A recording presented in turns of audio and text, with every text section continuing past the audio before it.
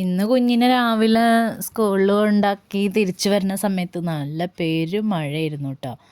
അപ്പോൾ നമുക്കിത് ആദ്യത്തെ മഴയല്ല കേട്ടോ, അത് രണ്ടാമത്തെ വേനൽ മഴയാണ്. എന്തായാലും ആ ചൂടങ്ങ് കുറഞ്ഞു കിട്ടി.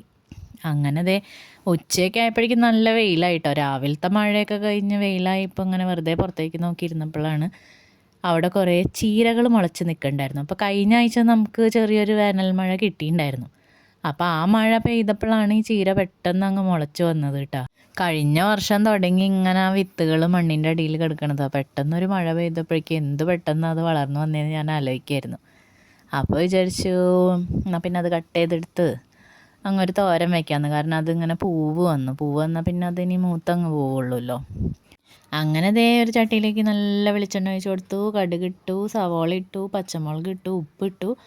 ഫൈനലി മഞ്ഞൾപ്പൊടിയും കൂടി ഇട്ടിട്ട് കുറച്ച് നേരം അങ്ങ് വഴറ്റിയെടുത്തു കേട്ടോ. അപ്പോഴേക്കും ഞാൻ ചീര നല്ലോണം വാഷ് ചെയ്ത് അരിഞ്ഞു വെച്ചിട്ടുണ്ടായിരുന്നു. അപ്പോൾ അതും കൂടി അങ്ങ് ഇട്ട് കൊടുത്തു. ഇനി ഒരു 2-3 മിനിറ്റ് ഒന്ന് മൂടി വെച്ചാൽ മതി. നമ്മുടെ സ്വന്തം വീട്ടുമുറ്റത്തുണ്ടായ നാടൻ ചീരത്തോരൻ റെഡി ആയിട്ടുണ്ട് കേട്ടോ. അപ്പോൾ വീഡിയോസ് ഇഷ്ടമാണെങ്കിൽ സബ്സ്ക്രൈബ് ചെയ്യാൻ മറക്കല്ലേ.